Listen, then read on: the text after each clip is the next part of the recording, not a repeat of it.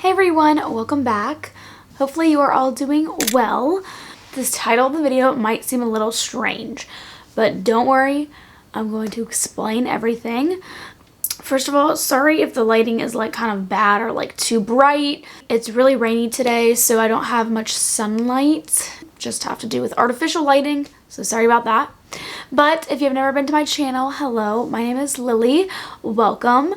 I've been making YouTube videos for about like 8 years now, and throughout my channel I've done a lot of different things, and kind of what I landed on in 2022 was deciding to go a different path and kind of deciding to really make my channel a place that is safe, a place that has a solid foundation that people can know right off the get-go from my videos that what I stand for, and that I'm someone who can really just be a friend and can be someone who you can trust. So I've decided for the year 2022, I wanted to revamp my channel and create a mission statement for my channel that will be the foundation and the rock of all of my videos. And so my mission statement is to create a space to talk about hard topics, to cultivate awareness of the gospel, and spread the light of Jesus. Now, that doesn't mean that every single video I post will be a Christian-based video or a video that, has a deep meaning to it, but that is kind of, the foundation of all my videos.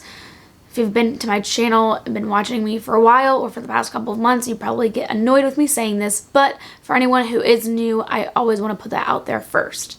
So anyway, let's hop into the video. I don't want to make this video too long. First of all, because I am filming this video the day it's uploaded. And second of all, I feel like when the videos get past like 30 minutes, it's just too long. No one wants to watch that. So why am I making this video? Why am I saying that I'm mourning my wedding? Well, I got married last May, so almost a year. And throughout this whole year, obviously weddings don't ever stop. Weddings always continue. People are always getting engaged. People are always getting married. That's just always going to be something that is going to happen. And so, especially me kind of being in like a job or in a community of people who are getting married all the time, working with brides and stuff like that, because I do wedding makeup on the side, I am constantly in that circle and in that arena of weddings and stuff like that. I heard from my friend that her mom said that when she got married, and after she got married, she like mourned her wedding, or she was just sad that it was all over, and then she would nitpick everything and go back and analyze everything. And I found myself doing that, and I still find myself doing that all the time. So the reason why I'm making this video is to kind of, first of all, let you know that if you are in this engagement season, or if you're about to be getting engaged, or you are already married, that it is normal that this is going to happen, that it hit you a little bit differently when everything's over, and just kind of how to navigate these feelings and these emotions. So let's just go back into before I was married. So if you've never been to my channel before, I got married last year, as I said, and the wedding planning was kind of crazy. So we got married in 2021, which is kind of still when COVID was relevant, high up in numbers, and so it was really hard to plan a wedding during that season.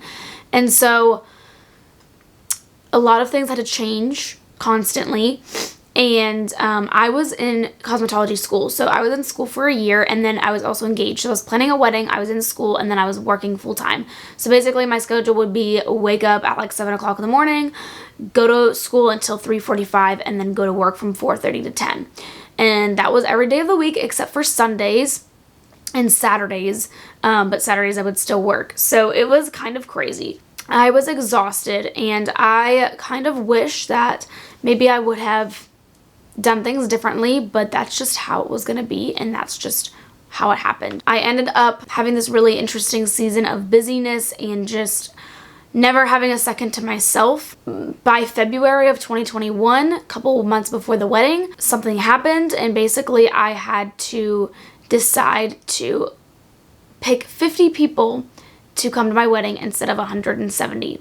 And so that was really hard. And so we only had 50 people at our wedding. That decision really caught us off guard and really like made it difficult. And so there's just a lot of things leading up to the wedding. And so after our wedding happened, you know, after our honeymoon and after everything kind of died down, I would just see other people's weddings. I would see so many other people's venues and other people's makeup and other people's dresses and other people's hairstyles and other people's wedding count and decor, and just be honestly really nitpicky and just hold on to that feeling of it wasn't good enough. And that is a really hard state of mind to be in, and something that's really annoying. And it wasn't that I was doing it intentionally or that I wanted to always be, you know, nitpicking everything, but it just kind of came up and would just keep going through my mind. And so I think a lot of it for me is because I had been anticipating and waiting for my wedding since I was a little girl. I don't even know what age, probably by the age that I was reading and watching Disney princess books and movies is when I started thinking about my wedding. And so I think a lot of it too is because that phase of life is over, and it can really be sad and depressing because you have, you know, anticipated this moment for your whole life. And I mean, me only being 20 years old was a big deal. And, you know, a lot of people wait until they're 25, mid-20s or 30s or whatever. And so that season is already gone. And it is a little bit sad.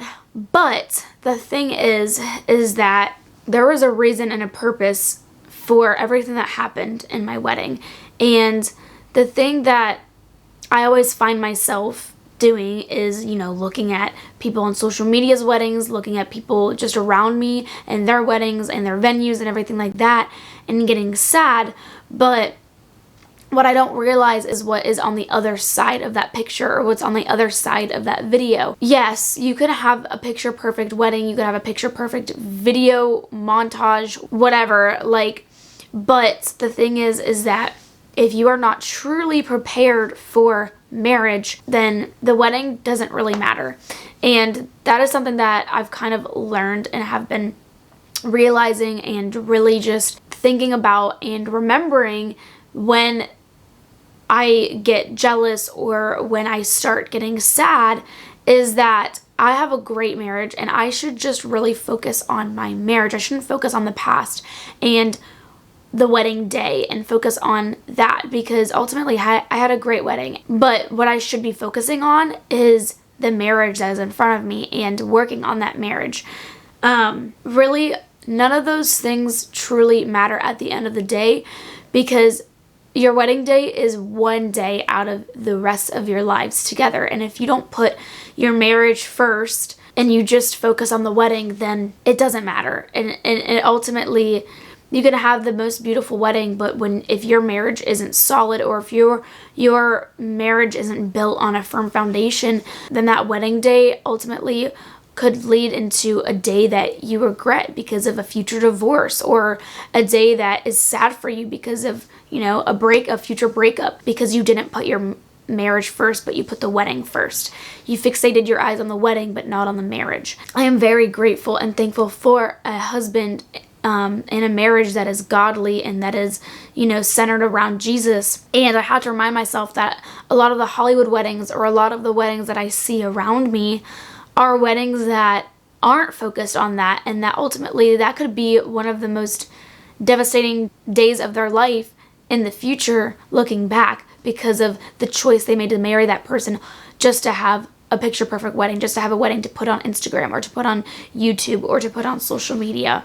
There are times, yeah, that I look back and my nails, I didn't like my nails. I didn't like the way my dress was, or like just, I didn't like the way my makeup looked, or my face was breaking out, or I wish my arms looked a different way, or blah, blah, blah, blah. But ultimately, those things don't matter. Those, yes, they are things that I looked at and I fixated on for so many years of my life, but it's gone. And I don't think anyone really just puts the priority on the marriage. They put the priority and fixate on the wedding, but not on the marriage.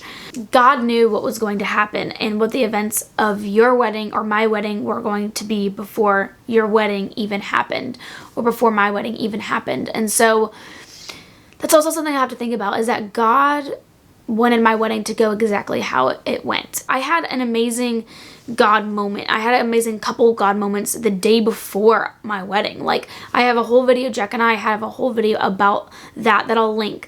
It was amazing, but then sometimes I think about, well, why couldn't God have done this? Or why couldn't God have done that? But ultimately, that's not what He wants you to focus on. That's not what He wants me to focus on. He wants me to focus on the days after the marriage. And I always look back, and I always tend to just look back, but we can't look back. I can't keep looking back. I have to look forward and look to now and where I am now, and how am I going to make today even better than that day. And throughout our year of marriage, I loved Jack, my husband, more than I did that day that I married him, because God does so many things through marriage that He doesn't do when you're single or doesn't do when you're engaged. And so many things come to the light, and so many things happen when you're actually married that don't really happen, when you're single or when you're dating. And so it's amazing to see how that all happened and how that all came together. So I have a few scriptures that I kind of want to say, and then I'll kind of leave it at that, because I kind of just wanted this video to be short and sweet. Also, I still have not bought my memory card yet, so I don't have much space on my memory card, and I really don't want to go upload this footage onto my computer and then come back. As I said, don't focus on the past, but be excited about where you are now. And I think so many of the times that's the reason why I find myself always looking at the past and always looking at other people and wanting to change what happened, because I look and I fixate on the past. God says so many things about, fixating on the past, and why not to do that. In Psalms 134:4, it says, "Lord, you know what I want to say, even before the words leave my mouth." And this just shows that the Lord knows everything. The Lord knew what was going to happen during your wedding. The Lord knew the circumstances, and it was all orchestrated, even though it may not seem like that, because you're like, well, yeah, I put in all the effort. I was the one that did all that. But ultimately, He gave you that desire. He gave you those decisions to make for your wedding. And so ultimately, He knew everything that was going to happen. So even though it kind of seems a little spiritual, like me saying that, but it is. I mean, your wedding is a spiritual moment, and it is a powerful moment. And so the Lord knew. Just like He knows what's going to come out of your mouth before you even say it. He knew exactly how that day was going to go, and He knows how that day is going to go if you're not yet married. In Psalms 136:16, it says, "You watched my body grow there. In your book, you wrote about all the days planned for me before any of them had happened." That right there tells you that He knows all the days He has planned for you, and He knows exactly what's going to happen. And so just be satisfied and be content in knowing that everything that was supposed to happen happened for a reason and for a purpose. And not everyone is going to have the same wedding. Not everyone's going to have the same circumstances or situations. Everyone has different family dynamics. Everyone has different problems that they must overcome through these days leading up to your wedding. And just know that God knows exactly what's going to happen, and you don't have to be afraid. You don't have to always be anxious and think twice and 3 times and 4 times about it. You just have to give it to Him and know that everything's going to work out the way He wants it to work out. And not saying that you shouldn't do anything, you shouldn't plan anything, He's just going to do it for you. That's not what's going to happen. But ultimately, the things and the way it all works out is His plan and His designed plan for you. In Isaiah 42:9, "In the past, I told you what would happen, and it happened. Now I'm telling you something new, and I'm telling you now before it happens." So this is, obviously the Lord talking to Isaiah, and this is in the Old Testament, but still, God knows, even in this particular story, God knows what's going to happen, and He's telling him to not be afraid or not be anxious, because He knows what's going to happen before it happens. And he does the same for you and has the same mindset towards you that he did with Isaiah. In Psalms 50:11, I know every bird in the mountains, everything that moves in the field is mine. Again, God knows everything. He knows everything that's going to happen, and he's content with it, because if he wasn't content with it, he would make it different. He would make it change, but he's content with where he has you at. So you should be content as well, because he carries it all. He carries the load, the burdens, the anxieties for you. Romans 8:28. We know that in everything God works for the good of those who love him. These are the people God chose because that was his plan. And I know the scripture can be kind of, some people think differently about the scripture, but ultimately it says God works for the good of those who love him. And so if you are going through this season and you are fixating your eyes on Jesus, and you know that, he's created you to marry this person, and he's ultimately guided you all along to meet this person and to create this life with this person, then he will work everything out. And he has worked everything out the way he wanted it to be. And so don't worry about how it was, or like the things you could fix, because ultimately it doesn't matter. What matters is where you are right now, and what you should be doing right now in this moment, and how to better yourself and better your marriage. So the last point I have to say is, don't fixate on other things that people have that you didn't have, or that you want but you can't have, but fixate on what God has given you and the blessings you've been given, because not everything is how it seems or looks. And so kind of where I want to end is that whatever you see on the outside, on pictures, on videos, just as I said before, may not be at all what it really is in real life. And so what I'm saying is, I've had a lot of brides that I've done makeup for and that I've talked to, and their heart's not in the right place. They have the most extravagant wedding, they have the most beautiful dress, and they have the most beautiful venue, and they have everything that you want, but ultimately they are broken, and their marriage is not a marriage that is built on a firm foundation, and ultimately that could lead to so many things down the road. And I honestly feel bad for those brides, because I'm like, man, this is such an important thing, and it doesn't seem important to you, and it doesn't seem like you really put in the effort.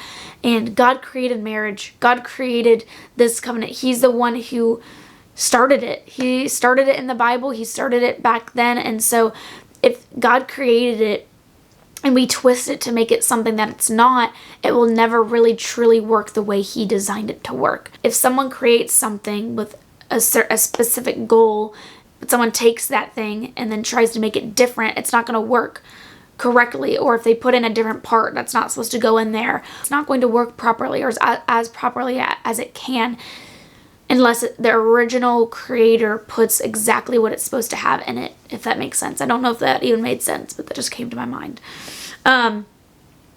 So just know that not everything is how it seems. So in 1 Samuel 16:7, it says, "But the Lord said to Samuel, Eliab is tall and handsome, but don't judge by the things like that."